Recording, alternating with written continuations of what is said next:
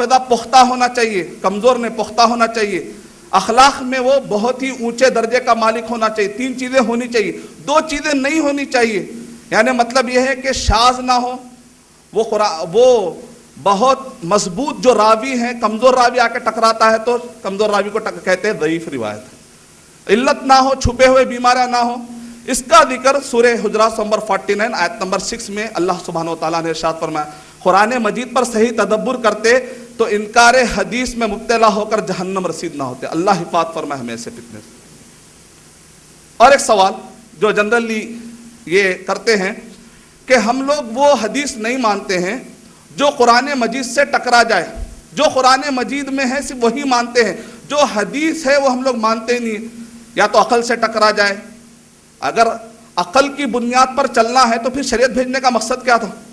اگر ہر انسان اپنی عقل سے چلنا اگر شروع کرنا اس کے لیے آسان ہوتا تو اللہ سبحانہ تعالیٰ کو شریعت بھیجنے کی کوئی ضرورت نہیں تھی۔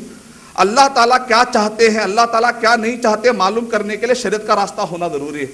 اگر عقل کی بنیاد پر فیصلہ کرتے تو پھر قرآن مجید بھی نازل ہونے کی ضرورت نہیں تھی۔ تو لہذا عقل کی بنیاد پر کوئی حدیث کو ریجیکٹ کرنا یہ خود ایک بے عقلی ہے۔ اور تعجب کریں گے آپ کون سی حدیث ہے ایک ضعیف حدیث کا سہارا لے کر یہ اصول بنائے۔ شیخ البانی رحمۃ اللہ علیہ نے ارشاد فرمایا کہ حدیث کا انکار کرنے والے ضعیف حدیث کو بنیاد بنا کے صحیح حدیثوں کا انکار کر رہے ہیں۔ یعنی ہم تو ضعیف حدیث نہیں مانتے، حدیث کا انکار کرنے والے کیا کہہ رہے ہیں؟ عارض القرآن بالحدیث، حدیث کو لے جا کر قرآن مجید پر پیش کرو، اگر قرآن مجید سے وہ میل کھاتی ہے تو لے لو، اور اگر قرآن مجید سے وہ میل نہیں کھاتی ہے تو اس کو چھوڑ دو۔ شیخ البانی رحمۃ اللہ علیہ نے ارشاد فرمایا کہ یہ حدیث ضعیف ہے، منکرین حدیث یہ ضعیف حدیث سے استدلال پکڑ رہے، کہتے ہیں کہ حدیث نہیں مانتے لیکن ضعیف حدیث مان رہے جو کہ من گھڑت ہے۔ اور شیخ البانی رحمۃ اللہ علیہ نے کہا تمہارے اس جملے کو کہ قرآن مجید سے جو حدیث ٹکراتی ہے میں نہیں مانتا، چلو تمہارے اس جملے کو ہم قرآن مجید پر پیش کرتے ہیں تو تمہارا یہ نظریہ فیل ہو جاتا، ہم تم کو ٹکرا دیتے، تم چونکہ ٹکرا رہے لہٰذا ہم تم کو ریجیکٹ کر دیتے ہیں۔ پھر اس کے بعد وہ لوگ کہتے ہیں قرآن مجید میں جو ہے ہم وہی مانیں گے، حدیث میں نہیں مانیں گے۔ مثال کے طور پر قرآن مجید میں اللہ سبحانہ وتعالیٰ نے ارشاد فرمایا سورہ انعام نمبر 6 کے آیت نمبر 145 میں کہ اللہ تعالیٰ نے اس آیت میں کہا حصر کی شکل میں، حصر کہتے ہیں اتنا ہی، اس کے اندر ایسا معنی نکلتا، اس کے علاوہ کچھ نہیں ایسا معنی نکلتا، اس کو کہتے ہیں عربی زبان میں حصر۔ حصر سورہ انعام نمبر 6 آیت نمبر 145 میں اللہ سبحانہ تعالیٰ کہہ رہے ہیں کہ آؤ میں تمہیں پڑھ کے سناتا ہوں صرف تمہارے لیے کیا چیزیں حرام ہیں، صرف تمہارے لیے جو چیزیں حرام ہیں۔ اگر آپ اس میں کاؤنٹ کر کے دیکھیں گے تو کتنے چیزیں نکلتی ہیں؟ صرف 4 چیزیں نکلتی ہیں۔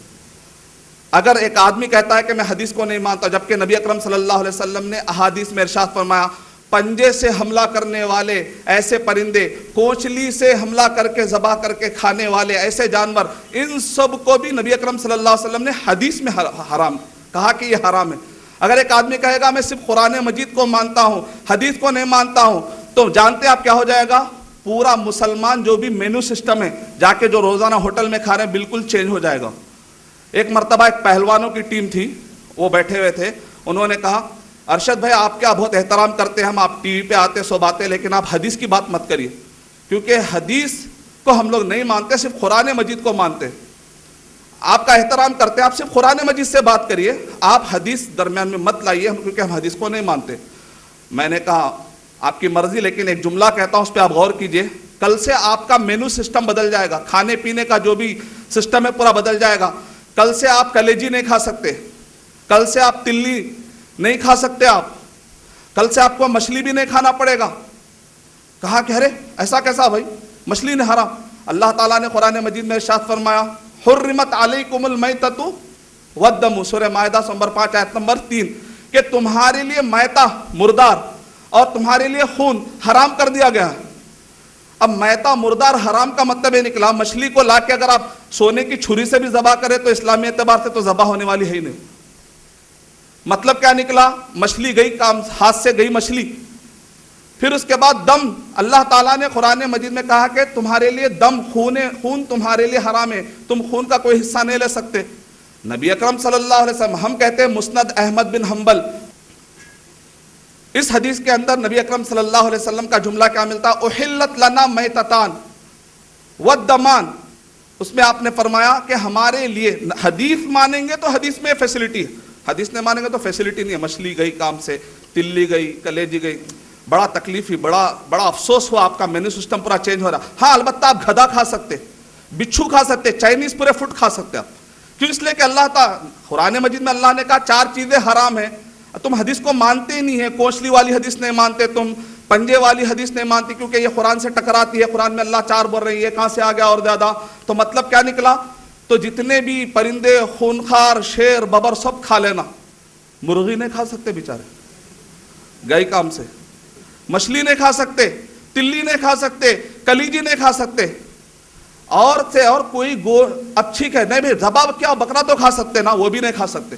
دلیل تفسیر تبری سورہ جہاں پر اللہ سبحانہ و تعالیٰ نے یہ حرام چیزوں کا ذکر کیا ہے، تفسیر تبری تو حرمت علیکم المیتۃ والدم جہاں پر بھی آیا، تفسیر تبری کے اندر یہ روایت ہے. عائشہ رضی اللہ تعالیٰ عنہا فرماتی ہیں، ابن کثیر رحمۃ اللہ علیہ نے اس سند کو صحیح کہا ہے، کہا کہ نبی اکرم صلی اللہ علیہ وسلم بعض اوقات جب ہم گوشت بناتے ہیں تو کتنا بھی کوشش کرے صفائی کرنے کے باوجود بھی گوشت بنانے کے دوران اوپر پیلا پن تیرتا ہے اور کچھ خون کا ایسا لگتا ہے کہ کچھ نہ کچھ خون کا کچھ نہ نقطہ وغیرہ گوشت کے اندر چھپ کر آ گیا ہوگا، نلی پہ چھپا ہوا رہتا، کبھی دل کاٹے تو وہاں سے نکلتا. تو کیا یہ خون کے جو باریک باریک خطرے ہیں، اللہ تعالیٰ نے تو قرآن مجید میں کیا کہا؟ خون تمہارے لیے حرام ہے. نبی اکرم صلی اللہ علیہ وسلم نے ارشاد فرمایا دم یسیر، کہا یہ بھی دم یسیر میں آئے گا، یہ بھی معاف ہے. یعنی درمیان میں ایسا کچھ آیا تھا. اس کا مطلب کیا نکلا؟ حدیث کے اندر دم کے 3 قسم، الکبد والطحال، اور ساتھ میں یعنی تلی اور کلیجی کے ساتھ ساتھ تھوڑا سا ایسا خون جو خطرے کا آیا تھا معاف ہے. لیکن جو حدیث کو مانتے نہیں بیچارے پکڑے گئے. اگر وہ لینے دم مصفوع بھی کہے ہو بھئی ایک خطرہ نہیں بہتا کیا؟ تو اس لحاظ سے کوئی بھی جو جائز گوشت ہے اس کو بھی پکانے کا تب بھی پرابلم، بیچارہ بڑی تکلیف ہوئی، آپ کو برہمن بننا پڑا کیونکہ اب آپ کھا نہیں سکتے. آپ جینزم فالو کرنا پڑا، قرآن مجید کو فالو کر کے اگر حدیث نہیں فالو کرے جینزم، بدھزم، سکھزم میں چل جاتے ہیں. لا تبدیل لخلق اللہ، اللہ تعالیٰ کے مخلوق میں تبدیلی کرنا جائز نہیں ہے. تو فطرت، نبی اکرم صلی اللہ علیہ وسلم نے ارشاد فرمایا فطرت میں یہ ہے کہ تم اپنے بعض مخصوص بالوں کو کاٹو جسم کے، لیکن اگر آپ حدیث کو نہیں مانتے لا تبدیل لخلق اللہ، اللہ کے مخلوق میں تبدیلی نہیں کرنا چاہیے. تو نتیجے میں کیا ہو جائے گا؟ بیچارہ سکھ بن جائے گا. تو سارے پہلوانوں نے کہا نہیں بھائی اتنا مسئلے تھے سو معلوم ہی نہیں تھا، کوئی آ کے بھٹکا جاتا بھٹک گئے تھے. یعنی جب تک ہم دلائل دے رہے تھے سمجھ میں نہیں آیا، جب پیٹ کا مینو گڑبڑ ہونا شروع ہوا سمجھ میں آنا شروع ہوا. الحمدللہ کسی بھی ایک بہانے سمجھ میں آ گیا تو بس ہے، ہمارے بھائیوں کا عقیدہ بچ گیا تو بس ہے. ایک آخری سوال کا جواب میں دیتا ہوں، باقی کے انشاءاللہ مشائخ تفصیل سے بتائیں گے کہ یہ کیا ضروری ہے کہ جو محدثین یاد کرتے تھے، امام بخاری رحمۃ اللہ علیہ بعد میں آئے، بعد میں آ کر انہوں نے کتاب لکھی، اس سے پہلے لکھنے کا رواج ہی نہیں تھا، تو ہم کہیں گے آپ کو ہسٹری کی معلومات نہیں ہے. امام بخاری رحمۃ اللہ علیہ سے پہلے امام احمد بن حنبل رحمۃ اللہ علیہ، جن کی مسند احمد بن حنبل صحیح بخاری سے پہلے لکھی گئی، 40,000 حدیثیں اس کے اندر ہیں. امام احمد بن حنبل رحمۃ اللہ علیہ سے پہلے امام شافعی رحمۃ اللہ علیہ، مسند الشافعی 10 جلدوں کے اندر کتاب موجود ہے. امام شافعی رحمۃ اللہ علیہ سے پہلے موطا امام مالک. یہ کتارے حدیث کی کتابیں ہیں جو امام بخاری رحمۃ اللہ علیہ سے پہلے تھی کہ بعد کی تھی؟ پہلے کی تھی. پہلے کا لکھنے کا بھی رواج تھا.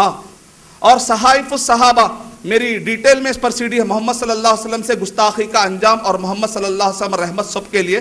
تو انشاءاللہ آپ وہ کتاب، وہ CD آپ سن سکتے ہیں جس کے اندر میں نے پورے اٹھا کر صحابہ کرام کے ہاتھ کے لکھے ہوئے مخطوطات میں نے اس کے اندر بتائے ہیں. انشاءاللہ آپ کو GCP کی طرف سے CDs ہے، اس کے اندر آپ لوگ خریدتے جائیے، انشاءاللہ اس کے اندر آپ کو سارا مواد مل جائے گا.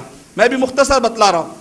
تو کہتے ہیں امام بخاری رحمۃ اللہ علیہ نے جو یاد کیا ہے، ہو سکتا ہے اس کے اندر چوک ہوئی ہوگی، غلطی ہوئے گی. جو سندیں تھی کبھی 3 جو راوی ہوتے تھے، کبھی 3 کبھی 4 کبھی 5.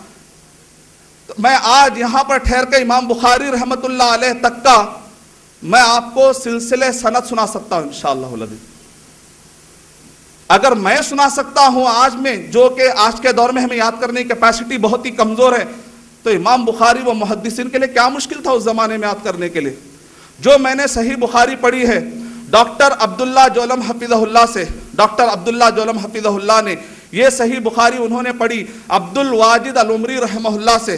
عبد الواجد العمری رحمہ اللہ نے یہ صحیح بخاری انہوں نے پڑھی ابو القاسم العازمی رحمۃ اللہ علیہ سے، ابو القاسم العازمی رحمۃ اللہ علیہ نے یہ صحیح بخاری پڑھی تحفۃ الاحوذی کے مؤلف عبد الرحمن مبارک پوری رحمۃ اللہ علیہ سے، عبد الرحمن مبارک پوری رحمۃ اللہ علیہ نے یہ صحیح بخاری پڑھی شاہ نذیر حسین محدث دہلوی رحمۃ اللہ علیہ سے، شاہ نذیر حسین محدث دہلوی رحمۃ اللہ علیہ نے یہ صحیح بخاری پڑھی شاہ محمد اسحاق محدث دہلوی رحمۃ اللہ علیہ سے، شاہ محمد اسحاق محدث دہلوی رحمۃ اللہ علیہ نے یہ صحیح بخاری پڑھی شاہ عبد العزیز محدث دہلوی رحمۃ اللہ علیہ سے، شاہ عبد العزیز محدث دہلوی رحمۃ اللہ علیہ نے یہ صحیح بخاری پڑھی علامہ شاہ ولی اللہ محدث دہلوی رحمۃ اللہ علیہ سے، شاہ ولی اللہ محدث دہلوی رحمۃ اللہ علیہ نے یہ صحیح بخاری پڑھی ابو طاہر الکردی المدنی رحمۃ اللہ علیہ سے، ابو طاہر الکردی المدنی رحمۃ اللہ علیہ نے یہ صحیح بخاری پڑھی ابراہیم الکردی المدنی رحمۃ اللہ علیہ سے، ابراہیم الکردی المدنی رحمۃ اللہ علیہ نے یہ صحیح بخاری پڑھی احمد الخشاشی سے، احمد الخشاشی رحمۃ اللہ علیہ نے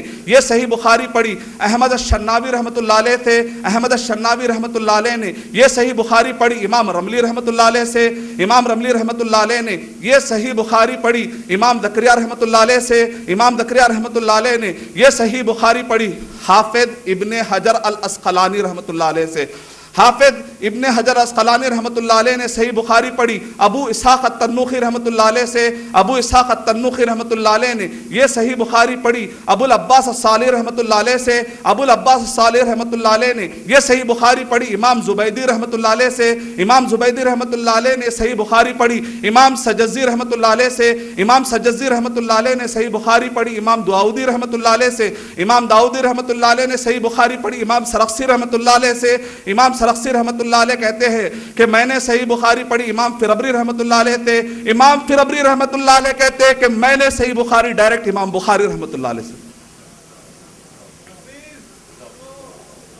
امام بخاری رحمۃ اللہ علیہ کہتے ہیں کہ میں نے یہ حدیث شریف حاصل کی امام حمیدی رحمۃ اللہ علیہ سے، امام حمیدی رحمۃ اللہ علیہ کہتے ہیں میں نے حدیث شریف حاصل کی سفیان رحمۃ اللہ علیہ سے، سفیان رحمۃ اللہ علیہ کہتے ہیں میں نے حدیث شریف حاصل کی یحییٰ بن سعید الانصاری رحمۃ اللہ علیہ سے، یحییٰ بن سعید الانصاری رحمۃ اللہ علیہ کہتے ہیں میں نے حدیث شریف حاصل کی محمد بن ابراہیم التیمی رحمۃ اللہ علیہ سے، محمد بن ابراہیم التیمی رحمۃ اللہ علیہ کہتے ہیں کہ میں نے یہ حدیث شریف پڑھی ہے حاصل کی ہے علقمہ رحمۃ اللہ علیہ سے، علقمہ رحمۃ اللہ علیہ کہتے ہیں کہ میں نے حدیث شریف حاصل کی عمر بن الخطاب رضی اللہ تعالیٰ عنہ سے، عمر بن الخطاب رضی اللہ تعالیٰ عنہ کہتے ہیں کہ میں جمعہ کے موقع پر حاضر تھا، ممبر پر ٹھہر کر نبی اکرم صلی اللہ علیہ وسلم کہہ رہے تھے انما الاعمال بالنیات، صحیح بخاری کی شروعات۔